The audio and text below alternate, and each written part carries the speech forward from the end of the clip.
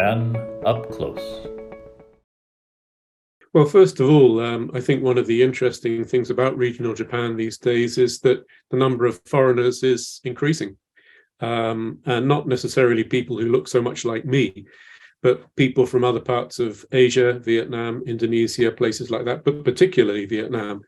I think in Japan now there are several 100,000 Vietnamese, and only about 10 years ago there were very, very few.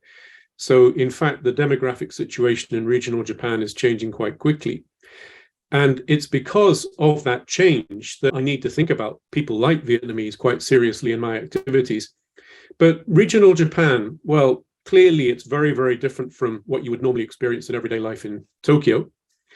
What I do experience in regional Japan is a kind of lifestyle that seems to be rapidly disappearing. And this is one cause of great concern for me, because I think that many of the aspects of traditional lifestyles that you can still find in the Japanese countryside, they have great value. It's just that the value is not very well communicated to people in the city, people in other countries. And so one of my tasks is actually to identify what that value is and then make it shareable with people in different situations. So what kind of value do I find out in the Japanese countryside? Well, I think that what I find is the core value of Japanese culture itself, which is what I call a mind for the other. And when I say a mind for the other in English, it may seem to people that I'm talking about some kind of selflessness, thinking about the other person altruistically. And of course, that's part of it. But more importantly, in regional Japan, I think people had to think from the perspective of other people. Because if they didn't think from the perspective of other people, they themselves would be in trouble, the community would be in trouble in harsher circumstances, in places where a lot of snow falls in the winter, for example. Very quickly, the community could be in deep trouble if people didn't collaborate and didn't cooperate in the months when that was possible. And so there is still, in many different circumstances all over Japan, this sense that we need to be thinking about everybody else because everybody else is important to us. So it's thinking about yourself, but thinking about yourself in balance with the people around you in everyday life. And that's one of the strong characteristics that I think can still be found in regional Japan. And that particularly is the kind of thinking that I think is very important for people all around the world to have more exposure to. But in terms of just simply what you see out there, beautiful countryside, fantastic variety of different landscapes in regional Japan, lots of islands, lots of interesting coastlines, mountain scenery, fields, rivers, lakes, so much variety and diversity in the Japanese countryside. And associated with those different geographical differences, there are different agricultural circumstances as well. So in some places, people are making rice. In fact, in many places, people are making rice. In some places, they're catching fish. They might be catching fish from a river. They might be catching fish from the sea. But every community is very closely, traditionally, it's very closely linked to the circumstances in nature around that community. And so almost every community you go to in regional Japan has a history that is pretty unusual and almost unique to that community. And that's what I find particularly interesting, is all of these different expressions of community life in different parts of Japan. Well, I think, of course, one very important factor is the cultivation of rice in many communities around Japan. I think that this has shaped the community spirit in many different communities, because in order traditionally to successfully grow rice, you need to collaborate. You need the help of other people, and you yourself will help. You yourself will help other people as well, planting the rice, harvesting the rice. So it was an activity that involved a number of different people, and you need to be able to work very efficiently and effectively together. And so that immediately, just that activity of making rice, it shapes a certain way of this is how we should behave. And people who do not fit in with that kind of behavior are basically, they're not valuable for the community. So you can understand why people wanted to develop a sense of these are the values that we should share. And so you find this in many, many different communities, that basic understanding that we need to collaborate.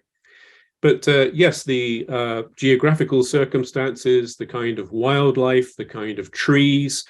I mean, just looking at the biodiversity in terms of trees and the biodiversity of animals, all kinds of different life forms around Japan, very different from Hokkaido to Okinawa, but even from one part of, say, Tohoku to another part of Tohoku, there's a different way of behaving and living and thinking and being associated with the circumstances that you find in that particular area.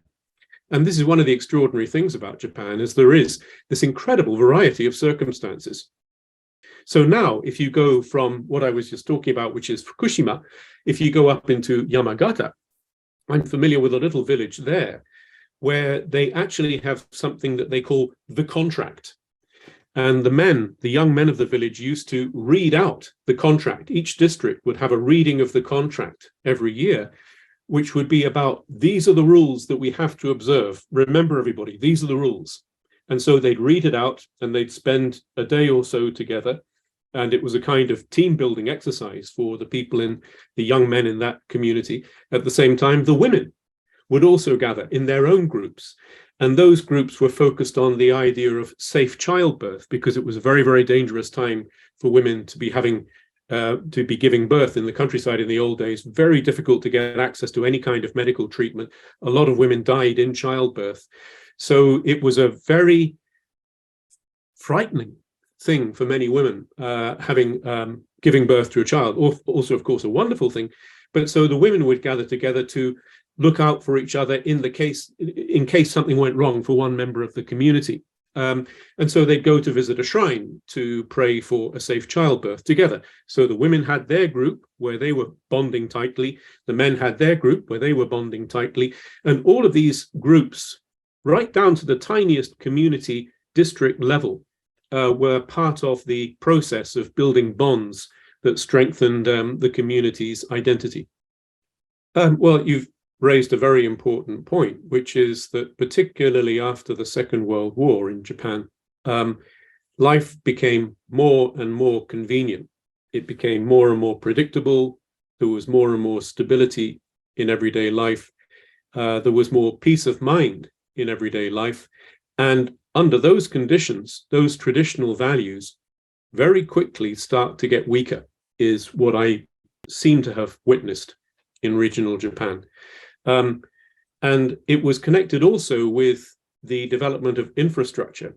So in Japan in the 20th century, particularly after the Second World War, railways were linking many parts of the country. Roads were linking many parts of the country. For the first time, people could get out of their villages in the winter and go and work in a place like Tokyo to earn extra money. And then they'd find that life in Tokyo was actually pretty convenient. Why should I go back to the village where it's very tough? I think I'll stay in Tokyo. So gradually, although these roads and railways were linking even quite small communities in regional Japan, the effect was that people used those new links to move away from the village, to move away from inconvenience in the direction of convenience. And so Japan now is an amazingly convenient place to be, as I'm sure you'll agree. You know, Tokyo, wherever you go, is a fabulously convenient country to live in most of the time. But in the small villages, it's becoming less and less convenient to live in those villages, because now it's very difficult to find a good reason even to keep a local bus service going. And so the villages are becoming more and more isolated. They're heading back into the direction that they would have been 100 years ago, 200 years ago. But the big difference now is that no children are being born in the smallest communities. And so those communities are beginning to fade very, very quickly. And this, for me, is a source of great concern. However, in those communities, there are still people, and they tend to be quite elderly. And Japan has an incredibly big population of people aged over 90, even people aged 100 and over. I think there's almost enough people to fill the national stadium for a football match as spectators. That many 100-year-olds in Japan. Those people remember what life was like before the big wave of convenience came along. They can still remember what life was like before the Second World War, for example, when there was basically no expectation of convenience in the Japanese countryside. And so those people have very, very interesting stories to tell about what life was like in the old days. And I've just put up on screen here something that a professor called Furukawa Ryuzo, who is a professor at a university in Tokyo, he interviewed 600 people aged 90 and over, specifically about what life was like in the old days. And he was able to identify through these 600 hearings 44 values that he feels are absolutely essential to the resilience of a community. So he was thinking that maybe all of these 44 values, stronger or weaker, it depends on the community, but these values actually bring out the resourcefulness of each member of the community. And if you have a very resourceful community, the community itself becomes much more sustainable and resilient. So in fact, what he was saying is that these 44 ways of thinking and being and doing, this was the secret of sustainability in the past. And his big idea, which I agree with, is that these ways of thinking are going to be incredibly important for us on the journey ahead, because things are going to get less convenient for us if it's more difficult to get hold of natural resources, if the price of electricity is going to go up, if there is less work, if there are various economic crises, if there's war. We're living in that kind of world these days. And as things gradually become less predictable, less stable, there's less peace of mind, there's more anxiety. These ways of thinking, these ways of building a really robust, resourceful community are going to be much more important. And so that's exactly what I'm doing with Furukawa Sensei, is looking at these kinds of values and seeing how they can be adapted to the modern lifestyle. So for example, let's look, we were talking just now about this number 22, which is Tasukeau Shikumi, which is ways of helping each other, mechanisms for helping each other. So we've already talked about that one. There are various ways in which the community works together to support itself. But let's look at another one. So maybe number 40, which is walk everywhere. Walk everywhere. So simply the act of walking, Furukawa Sensei identified this as a very important thing to be doing. And I find this kind of thing interesting because gradually, even out of places like Silicon Valley, over the past 10, 15 years, you've been hearing more about, for example, walking meetings. So actually speaking with people and walking at the same time, because this activity of walking is very stimulating for the mind, and it enables us to be very attentive to other people in the group. And it also makes it very flexible in terms of the group dynamic. So if we're all sitting down, for example, in a classroom, you tend to have a teacher up at the front and everybody's sitting down listening to the teacher, and it's very one way. But if you're standing up and actually walking together, or just being active together, the dynamic is very different. So for one moment, this person will have something important to say. On another occasion, someone else. It changes all the time. So it's a very dynamic and interesting way to interact. So that walking idea is very important. But also you can group these together. So for example, number 1, number 2, number 3, particularly are talking about nature. So getting food from nature, living in close harmony with nature,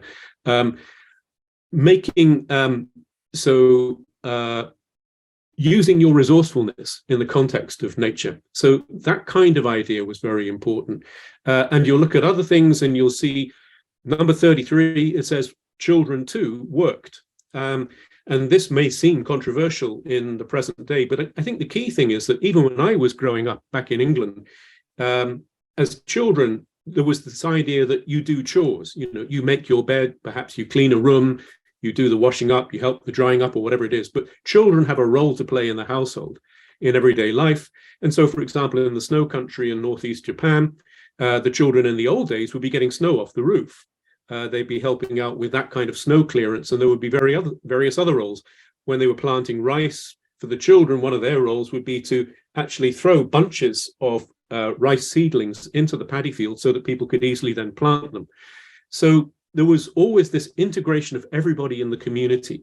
And I think that going through the different values, you'll find nature, you'll find family, you'll find community, and they're constantly binding with each other to make the whole community really robust.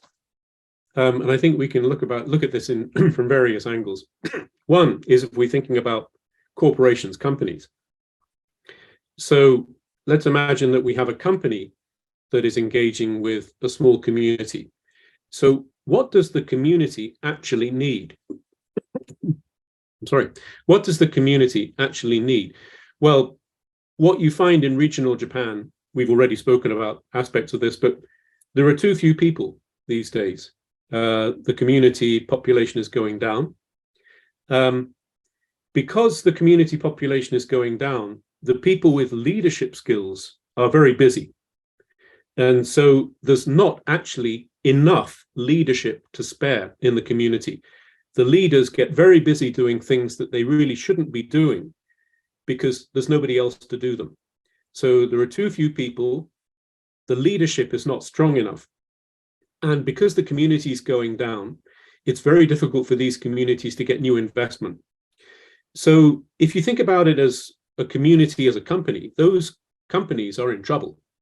They need a lot of really expert advice on how to restructure, how to make themselves more appealing to new employees, and how to keep those new employees. And when I'm saying employees there, I'm talking about people who will actually move to the community and stay there and live there and become an active member of that community.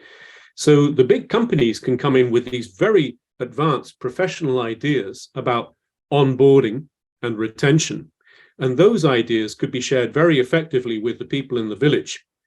But before that can be shared, a relationship of trust has to be established with the village. And this is a very, very crucial point, is that you can't go into a village in the countryside and start saying to people, do this, do that. What you must do is actually become accepted by the people in that community. And I think this is the part of the process that is the most delicate and takes the most patience. And what it really takes is listening carefully to what people in the community actually want.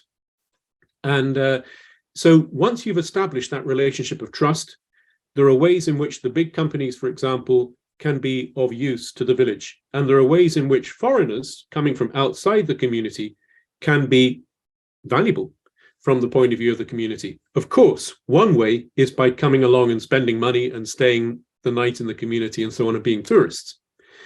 But these people coming from outside, from many different walks of life, all kinds of different realms of expertise, they have knowledge that the community generally lacks. They know things about life in the United States or in Africa or wherever it is that normally people in a small community in the mountains won't know about. So it can be very exciting for people living in those small communities to be able to interact with that kind of person, find out about a completely new way of seeing things. And those people, in my experience, who come in from other countries, they might come from inside Japan. Maybe they're living in Tokyo. Maybe they're working with a big international company in Tokyo. When they go to a village like that, they're very eager to make a contribution and say, oh, you should try this, you should try that. But once again, my role is to say, look, wait. You know, what we've got to do here is actually, first of all, just enjoy eating a nice meal with people here and listening and finding out more about their story, finding more about their history, and then thinking, well, maybe this is one way in which they could take a new step forward. But let's wait until the end of the weekend before we do that. And I've done that kind of activity quite a number of times now. And I actually call it now how. So how do we make the best use of now? And that idea actually comes from the tea ceremony. In Japanese, it's ichigo ichie. So every encounter is unique. And so the challenge is, how do we make the best possible use of each unique encounter? And so when you have, for example, people coming in from the city or coming in from other countries, it's very typical for people to think, well, yes, we are the people offering guidance in this situation. But it's very, very important for those people to think, no, we're here absolutely as equals. Whoever I meet in this village will know much more about this village than I do. They will have life skills that I have no knowledge of. They'll be able to teach me all kinds of things that I never thought about before. And as a result, that will enrich my life.